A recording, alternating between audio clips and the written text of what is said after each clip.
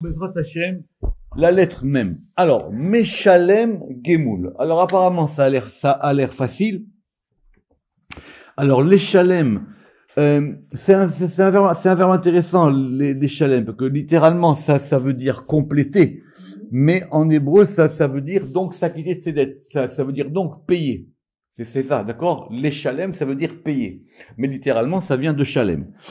Et Gemoul, c'est le fait, alors, en général, on traduit comme étant une rétribution. C'est un dû, d'accord? Mais c'est un mot intéressant, le gmoul. Tout de suite, je vous donne ce que dit le... Alors, littéralement, lui, il dit que c'est faire du bien. Ou plutôt c'est une cause. Alors par exemple, ce qu'on appelle la Gemilut Rasadim, si vous connaissez ça, c'est le fait de pratiquer des bonnes œuvres. C'est ça qu'on appelle en général la charité et ce qu'on disait autrefois la bienfaisance. D'accord? Mais l'igmol, c'est le fait aussi de rendre. C'est pour ça que j'ai traduit normalement par la rétribution. Mais ne pas confondre, et qui est son homonyme, le fait d'arriver à maturité, de sevrer. Le sevrage aussi, en hébreu, ça se dit gmoul. Par exemple, Vaïgdal et Ayeled Vaïgmal, à propos de Yitzhak, quand effectivement l'enfant grandit et il a été sevré. C'est aussi le fait de mûrir. Donc, mais c'est une expression qui revient souvent et qui attribue évidemment à Dieu, c'est qu'il est Meshalem Gmoul, ça veut dire qu'il donne la rétribution à ceux qui le méritent. Alors, Rabbi Moshe, il dit que ça, c'est lié à Pachad. Évidemment, tout le monde sait que Pachad, c'est lié à la Gvura, parce que c'est du din. Ve'atam nire. Et la raison semble être qui m'ipne chez Gevura Meshalem Metagmoul, parce que c'est en fin de compte lié à la Gvura, c'est le fait qu'on paye son dû. Meshalem Metagmoul. Bachavé. Et donc, ça veut dire, c'est que tu as fait une bonne chose, donc tu seras rétribué pour ta bonne chose. Et donc, c'est ce qu'on appelle Mida Keneged Mida, ça veut dire c'est une mesure pour une mesure. Blila Avir, ça veut dire sans qu'il y ait au fait, sans qu'il y ait de passe-droit. D'accord? C'est le fait de rétribuer ce qui est dû. Mais, par exemple, vous connaissez tous que dans la Mida, il y a marqué là-bas, Veyod Mefarshim Shekaro, Meshalem Sachar Tov Leirav. Que Dieu, il paye un bon salaire, il paye un bon salaire, Leirav, à ceux qui le craignent. Venir les farashatam. Alors, et on peut peut-être expliquer cette expression là-bas en disant que il ne paye un bon salaire qu'à ceux qui le craignent. Donc, vous voyez bien que c'est quelque chose qui est lié à la ira. Meshalem sachartov le yirav. Autrement dit, c'est une rétribution par rapport à la ira. De plus, alors, les tachloumines, c'est ce que c'est les tachloumines en hébreu moderne, ce sont les paiements. Quand vous payez quelque chose en plusieurs fois, vous le payez en tachloumim. Bon, là, c'est en araméen, donc c'est le nun sophite. Mais les tachloumim, ce sont les différents paiements d'une chose. Quand vous voulez, par exemple, échelonner un paiement. Donc, les paiements, moré al shivuya mida, et donc ça indique aussi, effectivement, le fait que ce soit une rétribution juste. Mida keneged mida. Or, si c'est une rétribution juste, Velefize tikra beshem ze bebechinat emtsait. Donc, il s'agit donc d'une mesure intermédiaire dans la Gvura. Pourquoi? Parce qu'évidemment, la Gvura, elle a plusieurs aspects. Donc, il y a un aspect chesed de la Gvura, il y a un aspect Gvura de la Gvura, et il y a un aspect intermédiaire. Pourquoi?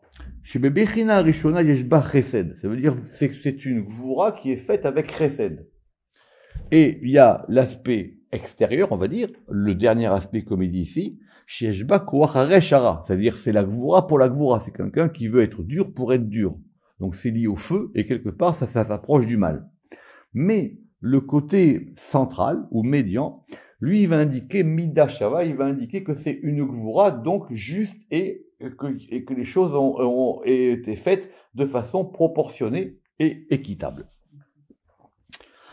Alors, Mishneh. Mishneh à ne pas confondre avec Mishnah. Pourquoi? Mishneh, ça veut dire quoi? C'est le fait qu'une chose, elle soit doublée. D'accord? C'est le fait de doubler une chose. Ça vient en gros, c'est que ça vient comme de Shnaïm. Par exemple, à propos de Shabbat, on va dire que à la table de Shabbat, il faut lechem Mishneh. Il faut donc 2 pains. D'accord? Un Mishneh, ça indique aussi un second. Comme un second de cuisine ou comme je sais pas moi, on va voir le second du roi ou le second de la reine. Comme on dit en français, c'est celui qui seconde. C'est-à-dire, c'est pas le premier, mais c'est celui qui seconde. Alors que la Mishnah, c'est pas du tout pareil, parce que la Mishnah, c'est le fait de répéter. D'accord, la Mishnah, c'est le fait de l'enseignement. Donc effectivement, il ramène ici, l'Echem Mishneh, c'est marqué dans la Torah. Lui, il dit que c'est le second suivant l'ordre ou le rang, ou le rang. Donc on a par exemple Mishneh, à Kohen à Mishneh, ça veut dire c'est l'adjoint du grand prêtre. Ou par exemple Mishneh à Melech, c'est le second qui est après le roi. Donc c'est quoi cette notion de second? Notez qu'on avait vu dans les Tikkuné Zohar, nous, qu'il y avait 2 Merkava. Il y avait la première Merkava et la Merkava Mishnah, la deuxième. Donc, en général, ça correspond à la Malchut. Omnam, Nikret Mishneh. Alors, encore une fois, si on peut pas dire que la Malchut, elle est tout. Dans quelle mesure la Malchut, elle va être Mishneh? Donc, par exemple, il ramène l'expression de Mishneh la Malka. Alors, je ne sais pas d'où elle vient cette expression. Parce que autant on trouve Mishneh la Melech dans la Torah, mais j'ai pas trouvé Mishneh la Malka. Mishneh la Malka, ça veut dire le second de la reine. C'est-à-dire celui qui seconde la reine. Et, Pirouchi Bechinat a Ama chez la Malka. En gros, c'est la servante. C'est la servante de la reine. Je sais pas comment on dit dans le protocole, c'est la dame qui sert la reine. Alors, maintenant, c'est quoi la servante de la reine? Besod a kissé des bria, a mevoueret besharabia. Alors, pourquoi? Parce que, évidemment, on renvoie toujours à cette fameuse porte de Charabia. Vous vous rappelez que la bria, elle est constituée de quoi? La bria, elle est constituée des sphirotes qui sont en dessous de la malchut de Hatzilut. Donc, la malchut étant la reine, le Mishneh, la Malka, le second de la reine, c'est le Bria. C'est au monde de la Bria. Et le monde de la Bria, il s'appelle comment? Il s'appelle le monde du trône, le monde de la Kissé. Et ça s'expliquait dans Sha'arabia. Vei Mishneh le Gevirta. Et donc, elle est la seconde de la patronne.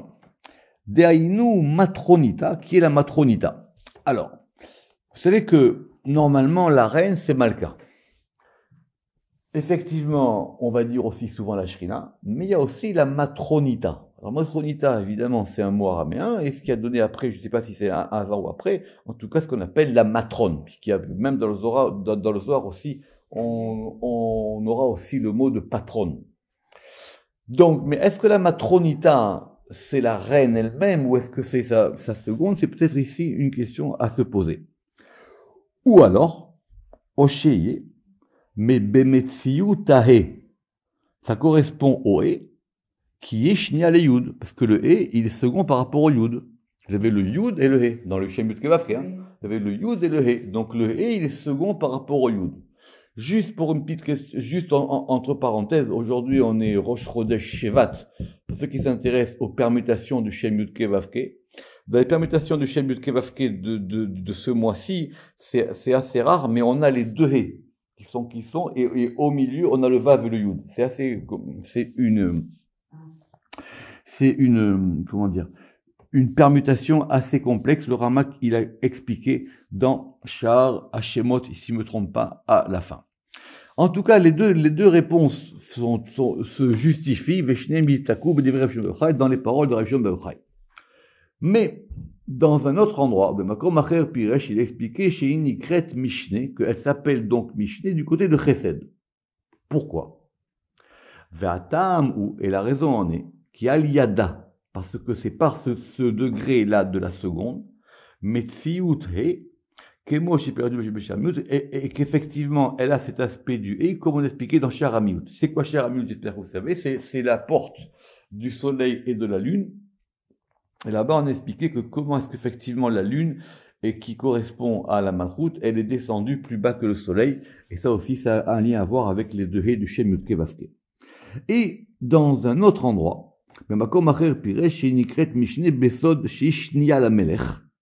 et en disant qu'elle est seconde par rapport au roi. Le roi qui c'est en général, alors c'est faire très attention, le roi dans le Zohar, des fois c'est Tiferet, des fois c'est Bina, il dit le Ramak. Faire très attention, c'est pas parce qu'il y a marqué Meler que ça correspond toujours à Tiferet, ça peut être aussi lié à Bina. En tout cas, si elle est seconde par rapport à Tiferet, donc il s'agit bien de la Malchut. Parce que la seconde par rapport à Tiferet, le He, il est second par rapport au Vav. Oléolam Besodae. Parce qu'effectivement, lui, il est le Vav, et elle est le He, c'est-à-dire qu'elle est la seconde par rapport à lui. Vous voyez, donc, effectivement, on apprend d'ici autre chose, c'est que quand on a un mot de 4 lettres, dans Yud Ke Vav Ke, on peut effectivement le scinder, et ici, on voit que le premier He, il est second par rapport au Yud, et le deuxième He, il est second par rapport au Vav. Alors, un mot important, on va essayer de prendre un peu de temps maintenant, sur le Mishpat. Alors, il faut faire très attention parce que d'abord, effectivement, il y a une distinction fondamentale dans le Zohar entre Mishpat et Tzedek.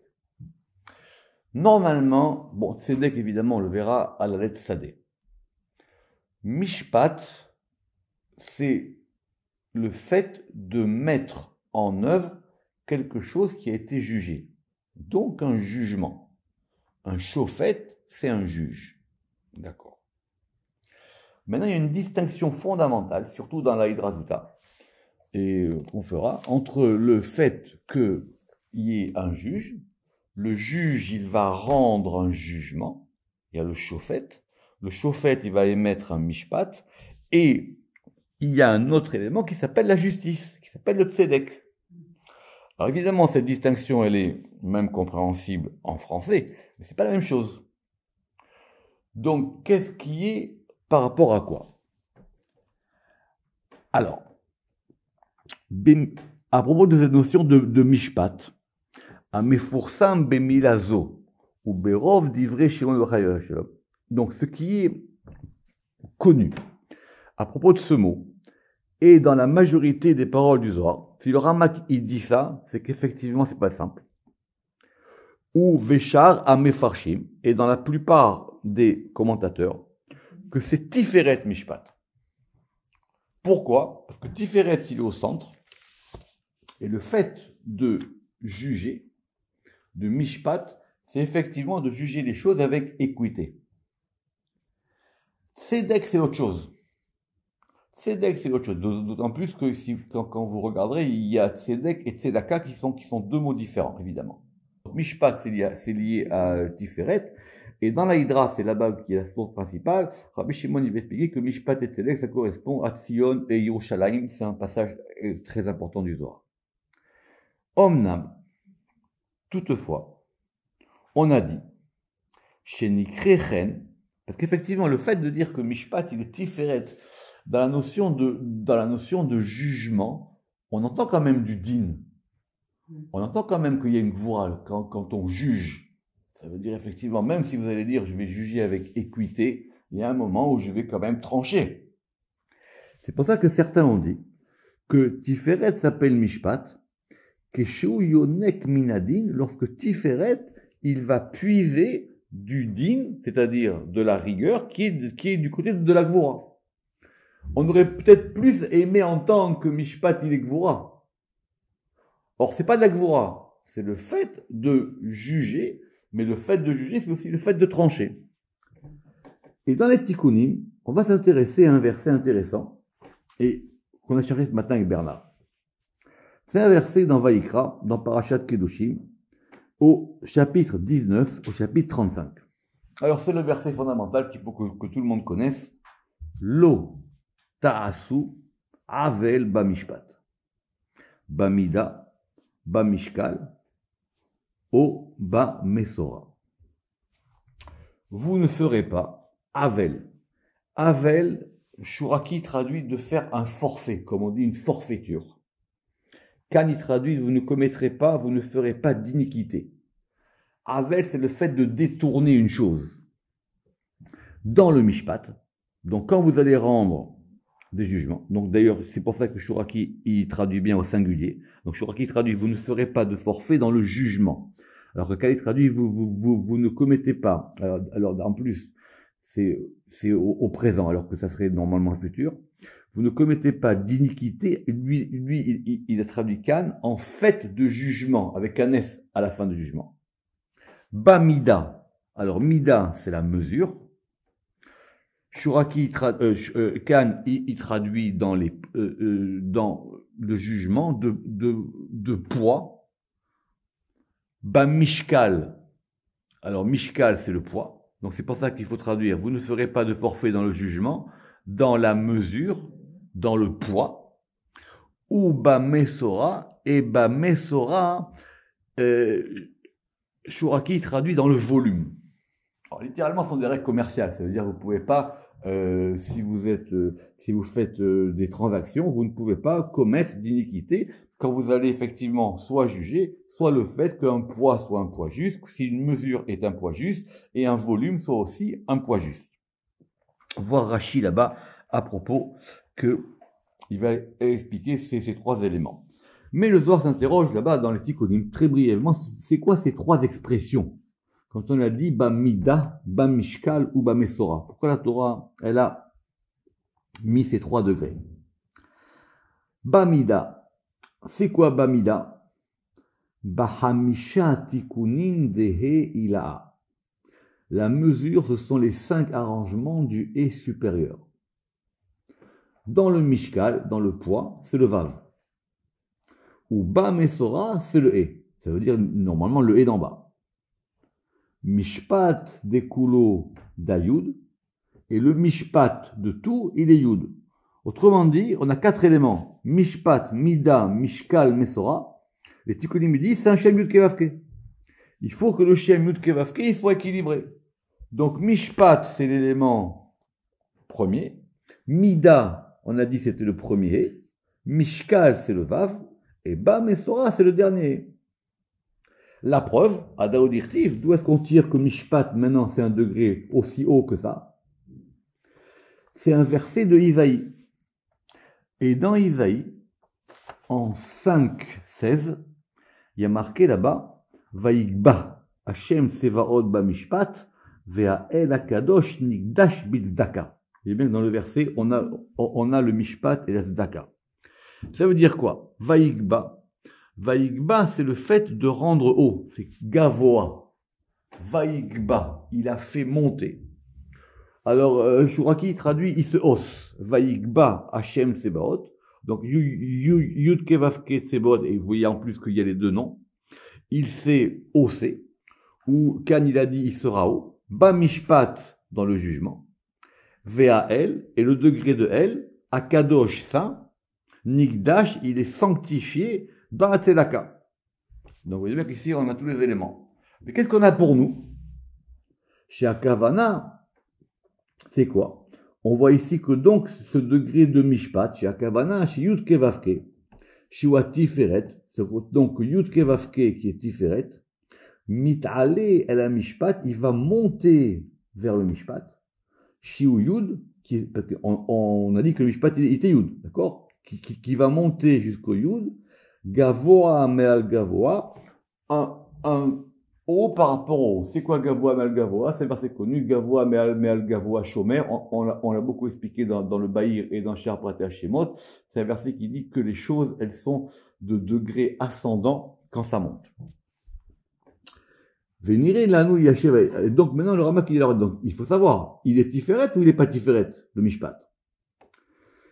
C'est un passage très important parce que quand on fait la Hydra Zuta là-bas, à la fin c'est le dernier discours de Rabbi Shimon, quand il va parler, et le dernier discours, il parle de Mishpat et Tzedek là-bas. Et c'est pas évident. Alors Ramak il dit comme ça. Donc, Pour comprendre ces choses-là, et pour pouvoir peut-être essayer de trouver une réponse satisfaisante, que quand on dit mishpat, on veut du din, de la rigueur, biksat rahamim, avec aussi de la miséricorde. Le verset, il a dit, mishpat. Vous ne ferez pas de forfaiture dans le mishpat. Omnam. Toutefois, mitnaeg, ce degré de mishpat, il va se faire par rapport à une ligne centrale, al-kava mitzua, ou pirouche mishpat. Et ça veut dire quoi donc maintenant cette question de mishpat? Rotselomar mechaven metzumsam. Alors ceux qui s'intéressent à la notion de timsum, vous voyez que bien que le mot de timsum, il était déjà présent avant le Harizal. Ça veut dire c'est quelque chose qui est mesuré. Ça veut dire ça, l'etsamsem. Ça veut dire c'est quelque chose qui est concentré. On va concentrer quand on va rendre un jugement pour que ce soit effectivement équitable.